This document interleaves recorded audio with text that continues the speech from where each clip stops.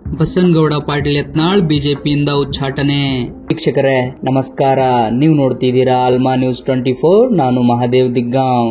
ವೀಕ್ಷಕರೇ, ನಿಮಗೆಲ್ಲರಿಗೂ ತಿಳಿದಿರುವಂತೆ ಹಿಂದೂ ಫೈರ್ ಬ್ರ್ಯಾಂಡ್ ಕರ್ನಾಟಕದ ಬುಲ್ಡೋಸರ್ ಬಾಬಾ ಎಂದೇ ಕರೆಸಿಕೊಳ್ಳುವ ಬಸವನಗೌಡ ಪಾಟೀಲ್ ಯತ್ನಾಳ್ ಒಂದಲ್ಲ ಒಂದು ರೀತಿ ಪ್ರಚಾರದಲ್ಲಿ ಇದ್ದೇ ಇರುತ್ತಾರೆ.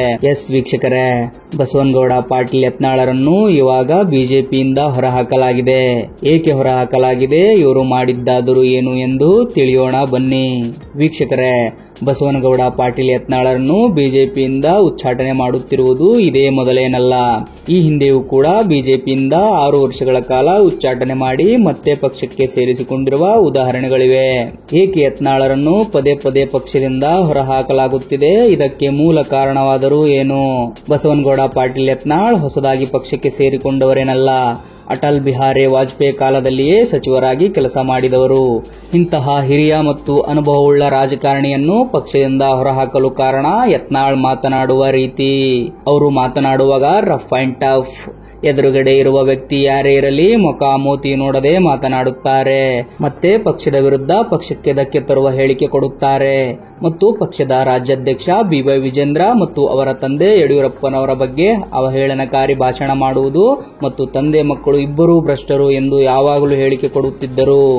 ಇನ್ನು ಕರ್ನಾಟಕ ಬಿಜೆಪಿ ರಾಜ್ಯಾಧ್ಯಕ್ಷ ಸ್ಥಾನ ಕೈತಪ್ಪಿದ ನಂತರ ಯತ್ನಾಳ್ರ ಅಪ್ಪ ಮಗನ ಮೇಲಿನ ಕೋಪ ಇನ್ನೂ ಅತಿರೇಕವಾಗಿತ್ತು ಮತ್ತು ಅವರ ವಿರುದ್ಧದ ಹೇಳಿಕೆಗಳು ಹೆಚ್ಚಾಗಿದ್ದವು. ಬಿಜೆಪಿಯಲ್ಲಿ ಕುಟುಂಬ ರಾಜಕಾರಣ ಮಾಡಲ್ಲ ಎಂದು ಹೇಳ್ತಾರೆ, ಆದರೆ ಇವರು ಮಾಡ್ತಾ ಇರೋದು ಏನು? ಯಡಿಯೂರಪ್ಪ ಆದ್ಮೇಲೆ ಅವರ ಮಗ, ಅವರ ಮಗ ಆದ್ಮೇಲೆ ಅವರ ಮೊಮ್ಮಗ. ಹೀಗಾದರೆ ನಮ್ಮಂತ ಹಿರಿಯ ರಾಜಕಾರಣಿಗಳು ಏನು ಭಜನೆ ಮಾಡಬೇಕಾ ಅಂತ ಆಕ್ರೋಶ ವ್ಯಕ್ತಪಡಿಸ್ತಾ ಇದ್ರು. ಈ ರೀತಿ ಆಕ್ರೋಶದಲ್ಲಿ ಮಾತನಾಡುವಾಗ ಬಿಜೆಪಿಯಲ್ಲಿ ಕೆಲವು ಭ್ರಷ್ಟ ರಾಜಕಾರಣಿಗಳು ತುಂಬಿಕೊಂಡಿದ್ದಾರೆ ಎಂದು ಹೇಳುತ್ತಾ ವಿಜಯೇಂದ್ರ ಮತ್ತು ಅವರ ತಂದೆ ಯಡಿಯೂರಪ್ಪನವರ ಹೆಸರು ತೆಗೆದುಕೊಳ್ಳುತ್ತಿದ್ದರು.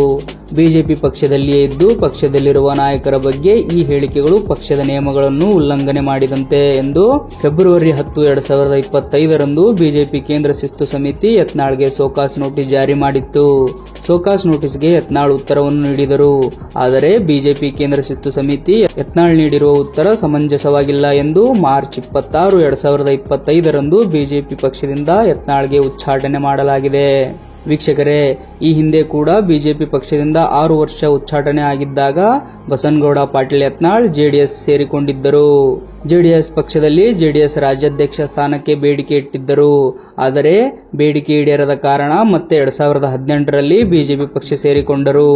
ಆದರೆ ಸದ್ಯದ ಪರಿಸ್ಥಿತಿಯಲ್ಲಿ ಜೆಡಿಎಸ್ ಮತ್ತು ಬಿಜೆಪಿ ಮೈತ್ರಿ ಪಕ್ಷವಾಗಿರುವುದರಿಂದ ಯತ್ನಾಳ್ಗೆ ಆ ರೀತಿ ಯಾವ ಅವಕಾಶಗಳು ಇಲ್ಲ.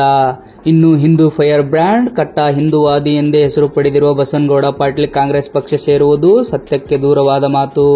ವೀಕ್ಷಕರೇ, ಹಾಗಾದರೆ ಬಸವನಗೌಡ ಪಾಟೀಲ್ ಯತ್ನಾಳ್ ಮುಂದೆ ಏನ್ ಮಾಡ್ತಾರೆ? ಹಿಂದೂ ಹೆಸರಿನಲ್ಲಿ ಹೊಸ ಪಕ್ಷ ಕಟ್ತಾರಾ ಅಥವಾ ಪಕ್ಷೇತರವಾಗಿಯೇ ಹೋರಾಡ್ತಾರಾ ಎಂಬ ಪ್ರಶ್ನೆಗೆ ಬಸವನಗೌಡ ಪಾಟೀಲ್ ಯತ್ನಾಳ್ ಅವರೇ ಉತ್ತರ ನೀಡಬೇಕಿದೆ. ವೀಕ್ಷಕರೇ, ಇದು ಆಗಿತ್ತು ಈ ಹೊತ್ತಿನ ವಿಶೇಷ. ಇದೇ ರೀತಿಯ ನ್ಯೂಸ್ಗಾಗಿ ನೋಡ್ತಾ ಇರಿ ಅಲ್ಮಾ ನ್ಯೂಸ್ 24. ನಮಸ್ಕಾರ.